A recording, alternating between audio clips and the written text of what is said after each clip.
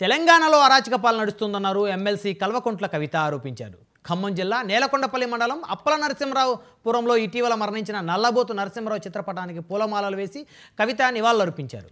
ఆయన కుటుంబ సభ్యులను పరామర్శించి ధైర్యం చెప్పి అండగా ఉంటామని హామీ ఇచ్చారు. ప్రతి గ్రామంలో ప్రజలంతా కేసీఆర్ని గుర్తు చేసుకుంటున్నారు. కాంగ్రెస్ ప్రభుత్వం ఏర్పడ్డాక 90 మంది విద్యార్థులు చనిపోయారు. కేసీఆర్ పెట్టిన గురుకులాలను చూసుకోలేక నిస్సహాయ స్థితిలో ప్రభుత్వం ఉందని కవిత విమర్శించారు. కాంగ్రెస్ పాలనలో మహిళలు, చిన్నారులకు రక్షణ లేదని కవిత ఆరోపించారు. అప్పల నరసింహాపురం గ్రామంలో మనం అనిత చౌదరి అని మా తెలంగాణ జాగృతి కేసీఆర్ గారి అభిమాని టీఆర్ఎస్ పార్టీ నాయకురాలు, చాలా సీనియర్ నాయకురాలు. వారి తండ్రి గారు నరసింహారావు గారు స్వర్గస్థులైనారు. వారి కుటుంబాన్ని పరామర్శించడానికి ఇక్కడికి రావడం జరిగింది. గ్రామం అంతా కూడా మనము తరలి రావడం చూసినాం.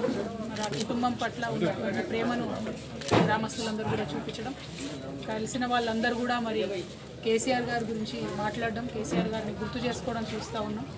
మరి ఇప్పుడు ఉన్నటువంటి పరిపాలనను చూస్తే ప్రతి ఒక్కరికి కూడా మళ్ళీ కేసీఆర్ గారు గుర్తొస్తున్నారని ఈ గ్రామంలో మనందరికీ కూడా కళ్ళగట్టినట్టుగా కనబడుతున్నటువంటి సందర్భం.